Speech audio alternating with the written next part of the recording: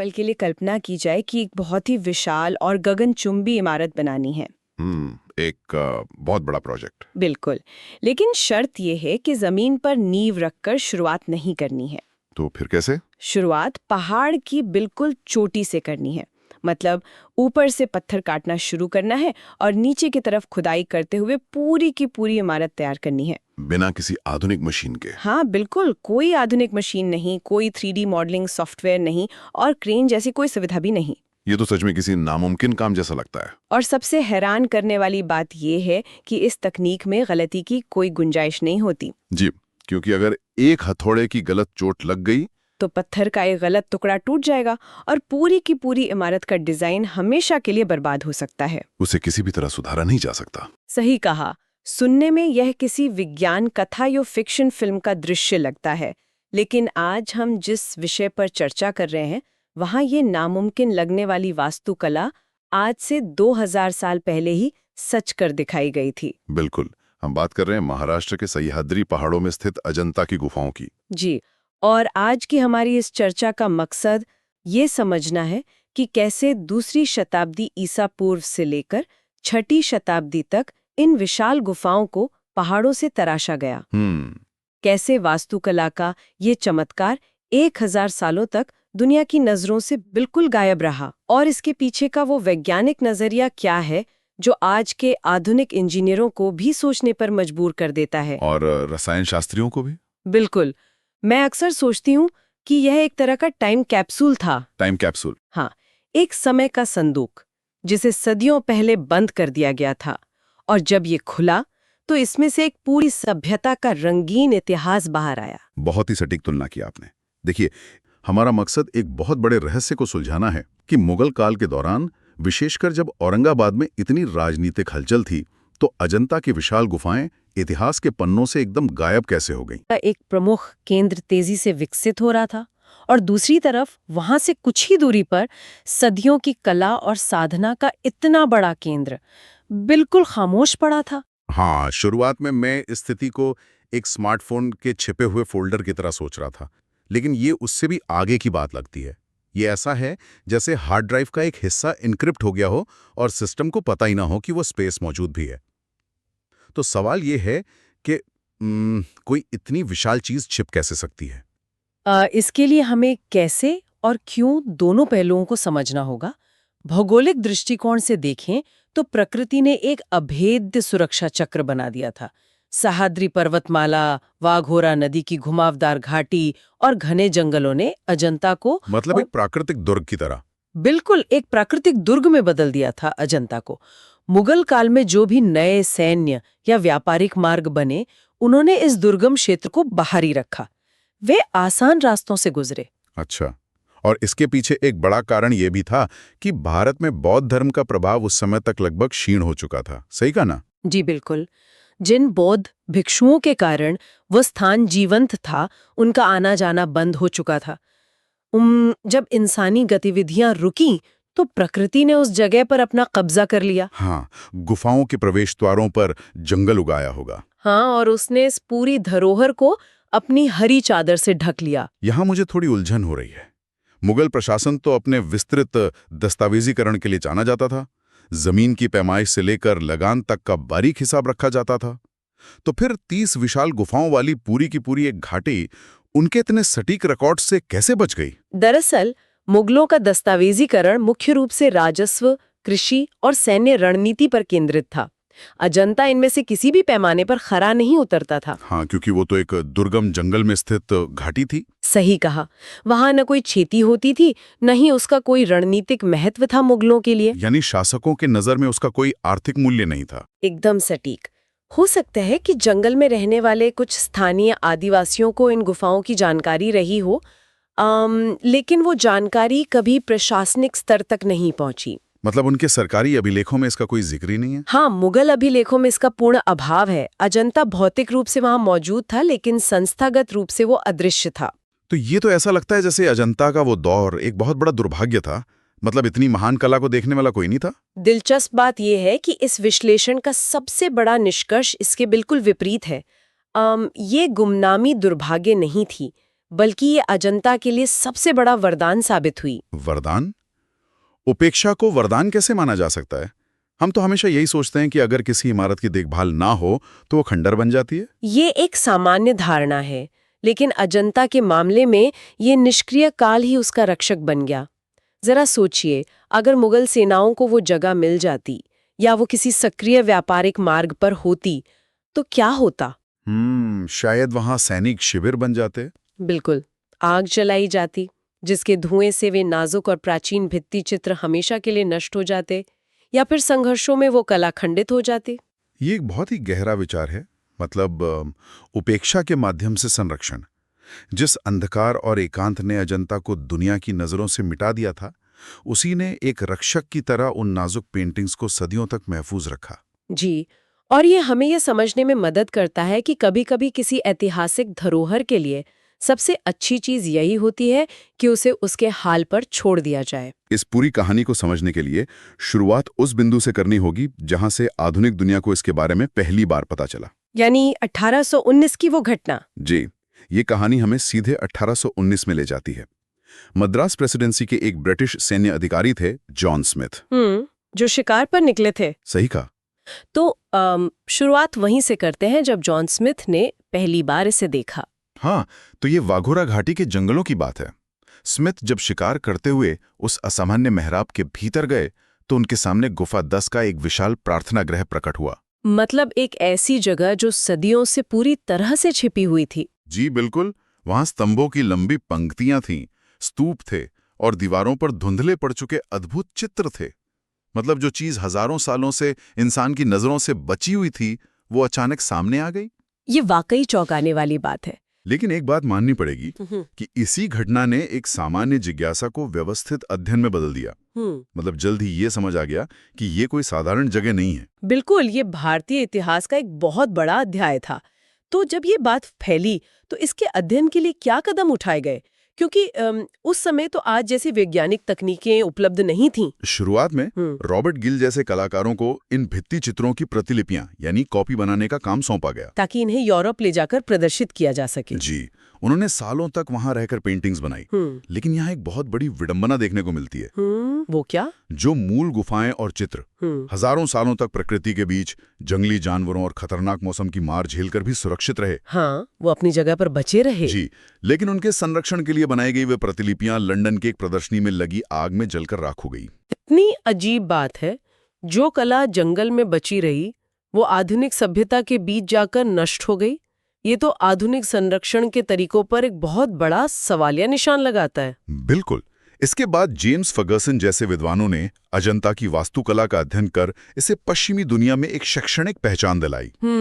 और जब 19वीं सेंचुरी के अंत में फोटोग्राफी का विकास हुआ, तब जाकर इन गुफाओं का तस्वीरों के माध्यम से सटीक डॉक्यूमेंटेशन हो पाया। एक बात जो मुझे खटकती है वो ये कि इन गुफाओं को देखने का नजरिया कैसा था।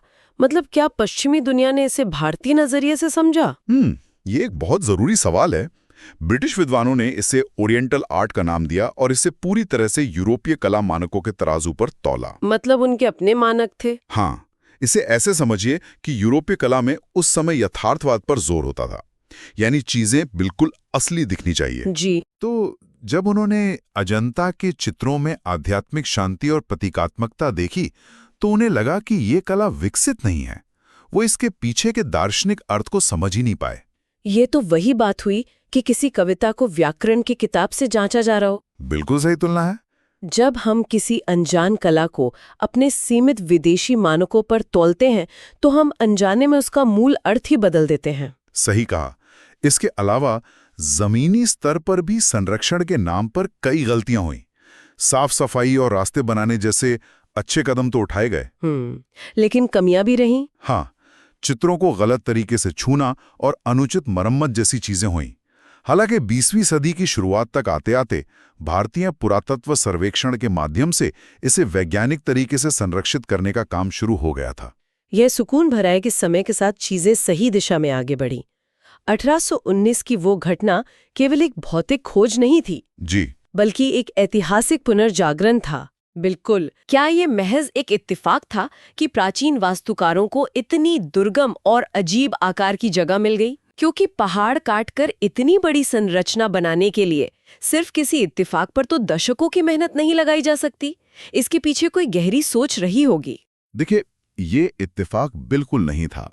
प्राचीन काल में किसी भी बौद्ध मठ या विहार के लिए जगह का चुनाव बहुत ही वैज्ञानिक और दार्शनिक तरीके से किया जाता था। मतलब उन्होंने सोच समझकर ये जगह चुनी थी। जी, सबसे पहली बात, ये स्थान मुख्य व्यापारिक मार्गों से थोड़ा हटकर था, ताकि शांति बनी रहे। बिल्कुल, इतना दूर कि वहां एकदम सन्नाटा और एकांत हो, लेकिन इतना भी दूर नहीं कि आम लोगों या व्यापारियों से उनका संपर्क बिल्कुल ही टूट जाए। ये तो बहुत ही संतुलित नजरिया है। और दूसरी सबसे अहम बात, उस घाटी का हॉर्सशू यानी अर्धवृत्ताकार आकार है।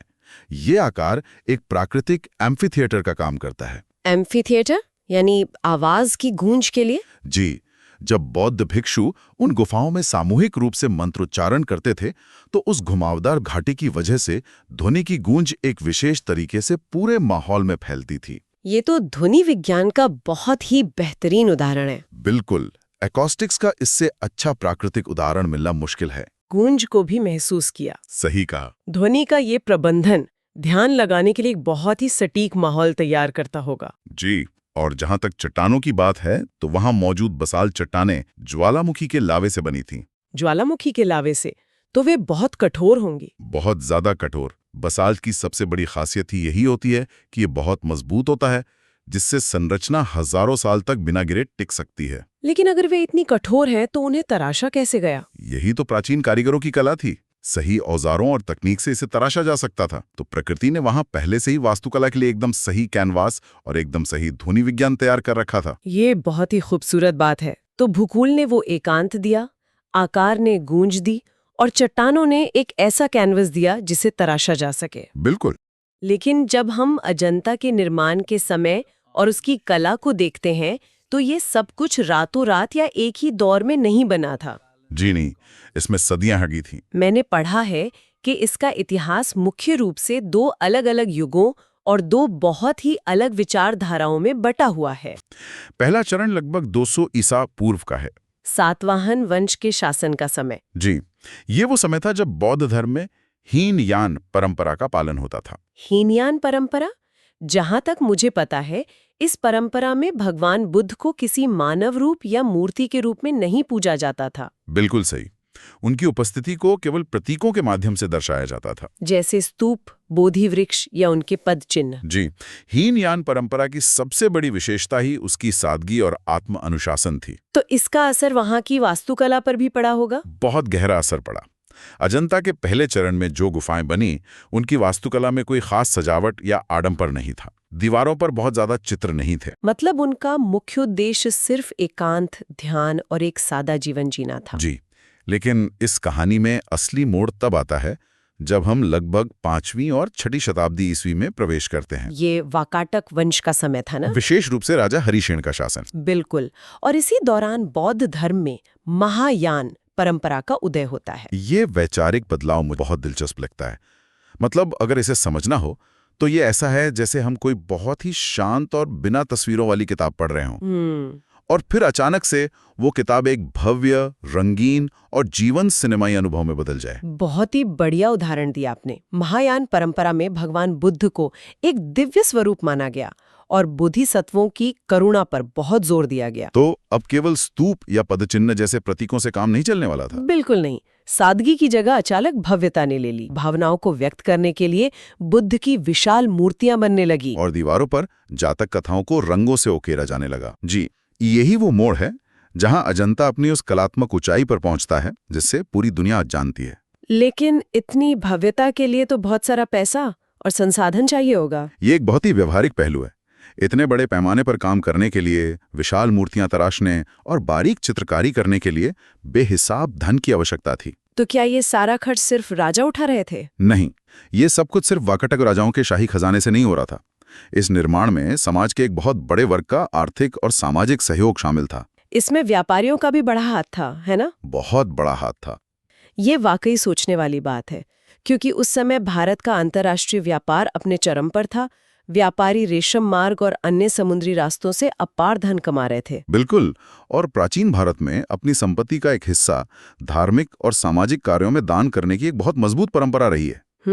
तो व्यापारियों ने इस निर्माण में भारी मात्रा में आर्थिक सहायता दी। जी, गुफाओं के बाहर मिले शिलालेख इस बात की गवाही देते हैं। कई गुफाएं आम लोगों, व्यापारियों और यहाँ तक कि खुद बौद्ध भिक्षुओं के सामूहिक दान से बनी थीं। यानी ये किसी एक राजा का अहंकार या उसका निजी स्मारक नहीं था। बिल्कुल नहीं, ये एक सामूहिक सामाजिक परियोजना बन गई थी। राजा, व्यापारी, आम लोग और भिक्षु सब मिलकर इस कला का निर्माण कर रहे थे। एक ऐसा समाज जो अपनी व्यापारिक सफलता को कला और अध्यात्म में निवेश कर रहा था। सही कहा। और इसी निवेश ने उस वास्तुकला को जन्म दिया जिसके बारे में हमने शुरुआत में बात की थी। पहाड़ को ऊपर से नीचे की ओर काटना। जी, वहां कुल 29 या 30 गुफाएं हैं, जिन्हें विहार और चैत्य में बांटा गया है। बिल्कुल। विहार यानी भिक्षुओं के रहने और पढ़ने के स्थान, और चैत्य यानी प्रार्थना और ध्यान के स्थान। तो चलिए इन गुफाओं को बनाने की तकनीक पर थोड़ा और विस्तार से बात करते हैं। ये पहाड़ को ऊपर से काटने वाला काम कैसे संभव हुआ? इसे वास्तुकला की भाषा में टॉप डाउन एक्सकेवेशन कहते हैं। Top down excavation. देखिए, जब आप जमीन से कोई इमारत बनाते हैं तो आप नींव रखते हैं और ईंट के ऊपर ईंट रखते हुए ऊपर जाते हैं। स्वाभाविक सी बात है। लेकिन यहाँ वास्तुकारों ने पहाड़ के ऊपर से काटना शुरू किया। इसका क्या फायदा था? इसका सबसे बड़ा फायदा ये था कि उन्हें मचान या पाड़ बनाने की जरूरत नहीं पड़ी। ठोस चट्टान ही उनके लिए मचान का काम करती थी। अच्छा। वे ऊपर से पत्थर काटते, मलबा नीचे फेंकते और धीरे धीरे गुफा के अंदर घुसते जाते। लेकिन इसमें तो योजना का स्तर बहुत ही खतरनाक रहा होगा। खतरनाक कैसे? मेरा मतलब है, जब आप पहाड़ को बाहर से काट रहे हैं तो आपको पहले से ही यह पता होना चाहिए कि अंदर जाकर कौन सा हिस्सा खंबा बनेगा, कौन सा हिस्सा मूर्ति बनेगा और कौन सा हिस्सा छत। अंदर देखे ठोस पत्थर के भीतर के डिजाइन की पहले से कल्पना कर लेना और फिर उसे ठीक उसी आकार में काटना, ये तो अकल्पनीय है। यही वो बिंदु है जहां प्राचीन इंजीनियरिंग आधुनिक विज्ञान को चुनौती देती है। अंदर गुफा खोखली करते समय वास्तुकारों को बीच बीच में ठोस पत्थर के बड़े बड़े ब्लॉक छोड़ने होते थे। अच्छा, उन खंभों के लिए? जी, क्योंकि यही ब्लॉक्स बाद में तराश कर उन विशाल खंभों में बदले जाने थे जो पूरी पहाड़ की छत का लाखों टन वजन सहने वाले थे। अगर गणितीय गणना में 1 इंच की भी गलती होती तो खंभे कमजोर पड़ जाते और पूरी गुफा ढह सकती थी। ये तो बहुत ही डरावना है। इसके लिए जिस सटीक स्थानीय समझ यानी स्पेशियल अवेयरनेस की आवश्यकता थी, वो आज के 3D मॉडलिंग सॉफ्टवेयर के बिना अकल्पनीय लगती है। सच में। और इसके साथ ही उन्हें बरसात के पानी का भी प्रबंधन करना होता था। हाँ, क्योंकि जब पहाड़ ऊपर से काटा जा रहा है तो बारिश का पानी सीधे अंदर भरेगा। बिल्कुल। इसलिए पानी को बाहर निकालने के लिए जटिल नालियां भी बिल्कुल उसी समय तराशी जा रही थी। ये सब तो केवल पत्थर काटने की बात हुई, लेकिन मान लीजिए गुफा बन गई, छत तैयार हो गई। अब उस गुफा के बिल्कुल अंदरूनी हिस्से में तो घना अंधेरा होगा। बहुत घना अंधेरा। तो फिर उस अंधेरे में उन्होंने इतने सूक्ष्म चित्र कैसे बनाए और मूर्तियों को ऐसा आकार कैसे दिया कि वे सजीव लगे? बिना बिजली के ये कैसे संभव हुआ? इस अंधेरे को दूर करने के लिए उन्होंने प्रकाशिकी यानी ऑप्टिक्स का एक बहुत ही शानदार इस्तेमाल किया। प्रकाशिकी का इस्तेमाल कैसे?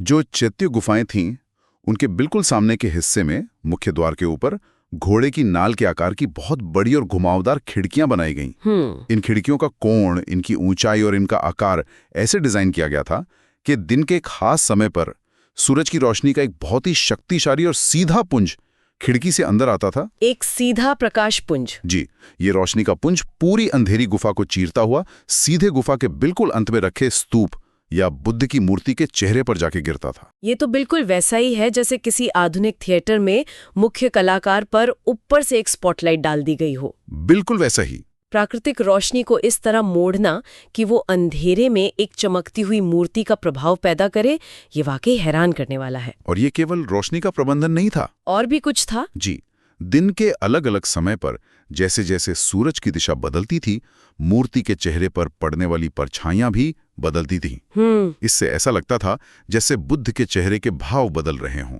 ये तो चमत्कार जैसा है। ये वास्तुकला और प्रकाश का एक ऐसा समन्वय था जो गुफा के भीतर आने वाले किसी भी व्यक्ति के मन में एक गहरा आध्यात्मिक प्रभाव पैदा करता था। इस नियंत्रित रोशनी की मदद से ही शायद उन भित्ति चित्रों को बनाया गया होगा जो अजंता की असली पहचान है। जी, चित्रकारी का काम भी उसी रोशनी में होता था। गुफा 1 में मौजूद पद्मपाणि बोधिसत्व की वो मशहूर पेंटिंग, जिसकी आंखों में अगर आप देखें तो आज भी एक अजीब सी करुणा महसूस होती है। सही कहा। या फिर गुफा 26 में महापरिनिर्वाण की वो विशाल मूर्ति। लेकिन इन चित्रों को बनाने की तकनीक, जिसे फ्रेस्को सेको कहा जाता है, उसका रसायन विज्ञान भी अपने आप में एक बहुत बड़ी पहेली है। बहुत बड़ी पहेली है। आज हम अपने घरों में जो महंगे केमिकल वाले पेंट लगाते हैं, वो एक कुछ ही सालों में नमी से फूलकर पपड़ी बनकर झड़ने लगते हैं। लेकिन अजंता के ये चित्र सदियों से वहां कैसे टिके हुए हैं? देखिए, फ्रेस्को सेको का मतलब होता है सूखी सतह पर चित्रकारी करना। लेकिन इसका असली रहस्य रंगों में नहीं, बल्कि उस सतह को तैयार करने की तकनीक में छिपा है। सतह कैसे तैयार होती थी? सबसे पहले कटी हुई चट्टान की खुरदुरी सतह पर मिट्टी, धान की भूसी, सूखी घास, गोबर को मिलाकर एक बहुत ही गाढ़ा लेप लगाया जाता था। गोबर और धान की भूसी? जी, ये लेप चट्टान की नमी को सोखने और एक मजबूत लचीला आधार देने का काम करता था। बहुत ही प्राकृतिक तरीका है। और जब ये लेप पूरी तरह सूख जाता तो इसके ऊपर चूने की एक बहुत ही बारीक और चिकनी परत चढ़ाई जाती थी। ये चूना पत्थर के साथ रासायनिक रूप से जुड़ जाता था। मतलब एक तरह का प्राचीन प्राकृतिक प्लास्टर जो चट्टान का हिस्सा बन जाता था। हाँ, और जब ये सतह तैयार हो जाती तब उस पर प्राकृतिक रंगों से चित्र उकेरे जाते थे। प्राकृतिक रंग कहाँ से आते थे? लाल रंग के लिए गिरु का इस्तेमाल होता था, सफेद रंग चूने से बनता था और हरा रंग ग्लूकोनाइट नाम के खनिज से। लेकिन इसमें सबसे खास बात नीले रंग की थी। ये नीला रंग वहां स्थानीय रूप से उपलब्ध नहीं था। तो ये कहाँ से आता था? इसके लिए अफगानिस्तान से लैपिस लाजुली नाम का एक बेहद कीमती नीला पत्थर मंगाया जाता था। उस पत्थर को बारीक पीसकर ये नीला रंग तैयार किया जाता था। अफगानिस्तान से महाराष्ट्र के जंगलों तक उस कीमती नीले पत्थर का आना, ये इस बात का एक बहुत बड़ा सबूत है कि अजंता कोई अलग थलग एकांत जगह नहीं थी। बिल्कुल नहीं। ये उस समय के वैश्विक व्यापार मार्गों और सांस्कृतिक आदान प्रदान का एक बहुत बड़ा और सक्रिय केंद्र था। एकदम सही। लेकिन फिर इस कहानी में एक बहुत बड़ा और उदास करने वाला मोड़ आता है। जी, पतन का समय। इतना समृद्ध केंद्र, जहां देश विदेश से कीमती पत्थर आ रहे हैं, जहां सैकड़ों भिक्षु और कलाकार दिन रात काम कर रहे हैं, वो अचानक खामोश हो जाता है। वाकाटक साम्राज्य के पतन के बाद। जी, वाकाटक साम्राज्य का पतन होता है, व्यापारिक मार्ग अपनी दिशा बदल लेते हैं और अजंता की ये भव्य रंगीन दुनिया धीरे धीरे खाली होने लगती है। देखिए, समय का चक्र पूरी तरह घूम चुका था। जैसे जैसे नए व्यापारिक केंद्र विकसित हुए और पुराने मार्ग बदले, दानदाताओं की तरफ से आने वाला धन पूरी तरह बंद हो गया। धन के बिना तो इतना बड़ा केंद्र चलाना संभव नहीं था। बिल्कुल। इसके साथ ही उस विशिष्ट क्षेत्र में बौद्ध धर्म का प्रभाव भी कुछ कम होने लगा था। भिक्षुओं को मजबूरन इन गुफाओं को छोड़ना पड़ा। तो वो जगह पूरी तरह वीरान हो गई। धीरे धीरे एक पूरा का पूरा सांस्कृतिक केंद्र, जो कभी मंत्रोच्चार, छेनी हथौड़े की आवाजों और कलात्मक गतिविधियों से गूंजता था, पूरी तरह से वीरान हो गया। इंसान वहां से चला गया और फिर प्रकृति ने कमान अपने हाथ में ले ली। इस हिस्से को देखकर ऐसा लगता है जैसे प्रकृति ने देखा कि इंसान ने एक इतना अनमोल खजाना बनाकर यूं ही लावारिस छोड़ दिया है। तो प्रकृति ने सदियों तक इन गुफाओं के ऊपर घने जंगल की एक विशाल सुरक्षात्मक चादर ओढ़ा दी। सुरक्षात्मक चादर, बिल्कुल। ऊंचे पेड़ उगाए, घनी झाड़ियों और लताओं ने गुफाओं के प्रवेश द्वारों को पूरी तरह ढक लिया और जंगली जानवरों ने उस पूरे इलाके को घेर लिया। ये प्रकृति का अपना संरक्षण था। और सच कहा जाए तो इसी गुमनामी ने अजंता को हमेशा के लिए बचा लिया। कैसे? अगर ये जगह सदियों तक लोगों की आवाजाही का केंद्र बनी रहती तो शायद वहां की नाजुक चित्रकला और मूर्तियां मानवीय हस्तक्षेप, बदलते मौसम और बाहरी हमलावरों के कारण बहुत पहले ही नष्ट हो गई होती। ये तो है। जिस जंगल में इसे निगल लिया था, उसी ने एक मां की तरह इसे बाहरी दुनिया से छिपाकर एक सुरक्षित कैप्सूल में बंद कर दिया। इसीलिए जब 1819 में से दोबारा खोजा गया तो ये आधुनिक दुनिया के लिए एक बहुत बड़ा झटका था। जी, कि इतनी बड़ी विरासत बिना किसी नुकसान के इतने लंबे समय तक बिल्कुल सुरक्षित कैसे रह सकती है। सही कहा। लेकिन आज की स्थिति उस 1000 साल पुराने एकांत से बिल्कुल अलग है। आज प्रकृति की वो सुरक्षात्मक चादर पूरी तरह हट चुकी है। बिल्कुल। अब इसे बचाने की जिम्मेदारी भारतीय पुरातत्व सर्वेक्षण यानी ASI के पास है। 1983 में से यूनेस्को विश्व धरोहर का दर्जा भी मिल चुका है। जी। लेकिन अब एक बहुत बड़ी चुनौती सामने है।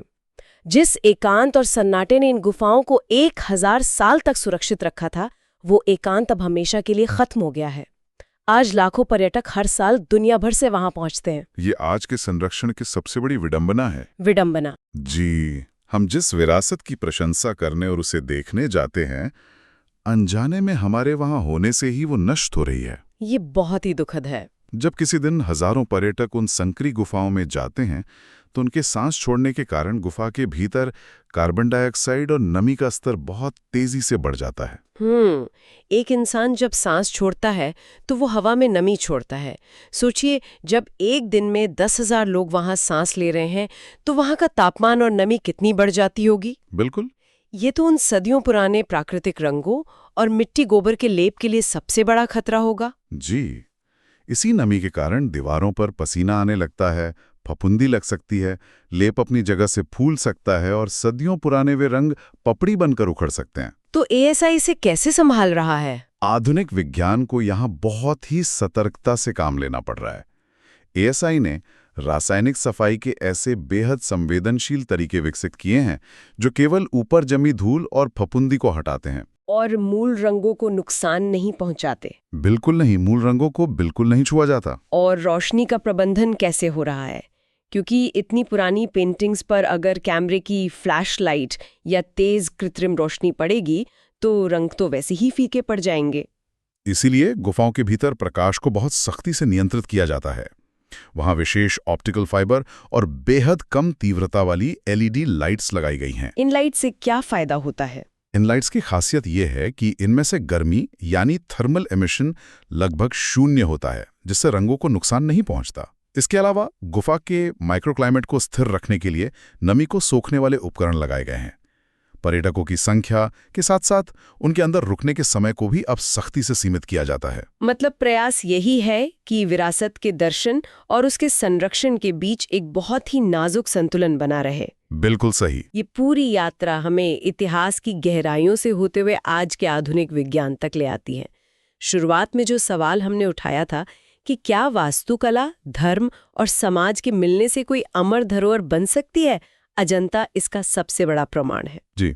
एक व्यापारिक मार्ग से थोड़ा दूर जंगल, कुछ ध्यानमग्न भिक्षु, एक दानशील व्यापारी समाज और प्रकृति की दी हुई बेसाल्ट चट्टानें, जब ये सब कुछ एक साथ आया तो मानवीय कौशल का एक ऐसा शिखर तैयार हुआ जो आज भी हमें हैरान करता है। अजंता हमें ये सिखाता है कि महान सभ्यताएं और अमर धरोहरें केवल ईंट, पत्थर या किसी एक राजा के खजाने से नहीं बनती। सही बात है। वे समाज के सामूहिक प्रयास, व्यापारिक सहयोग, त्याग और एक गहरी दार्शनिक समझ से आकार लेती हैं। वहां उकेरा गया हर चित्र, तराशी गई हर मूर्ति और ऊपर से नीचे की ओर काटी गई हर चट्टान ये बताती है कि प्राचीन भारतीय समाज की सोच कितनी स्पष्ट थी और उनका विज्ञान कितना उन्नत था। ये सिर्फ अतीत का एक पन्ना नहीं है, बल्कि ये भविष्य के लिए एक बहुत बड़ा सबक है। और यही सबक हमें इस चर्चा के अंतिम और सबसे गहरे सवाल पर लाकर खड़ा कर देता है। वो क्या? जिस घने जंगल, जिस एकांत और जिस सन्नाटे ने 1000 सालों तक अजंता की इन गुफाओं को बिना किसी खरोच के सुरक्षित रखा था, क्या आधुनिक दुनिया का ये लगातार बढ़ता शोर और पर्यटन की ये अंधी दौड़ उस शांति और कला को हमेशा के लिए खत्म तो नहीं कर देगी? ये एक बहुत ही गंभीर विचार है। विरासत का असली अर्थ क्या है? क्या इसे बस पूरी दुनिया के सामने एक प्रदर्शनी की तरह प्रदर्शित कर देना ही हमारी सबसे बड़ी उपलब्धि है, या फिर इसे इसके मूल, शांत और एकांत स्वरूप में जीवित रहने देना? सोचने वाली बात है। जी, ये सोचने वाली बात है कि हम अपने इस ऐतिहासिक खजाने को आने वाली पीढ़ियों तक किस रूप में ले जाना चाहते हैं। इसी विचार के साथ हम आज के इस विस्तृत चर्चा को यहीं विराम देते हैं। बुद्धं शरणं गच्छामि, धर्मं शरणं गच्छामि, संघं शरणं गच्छामि।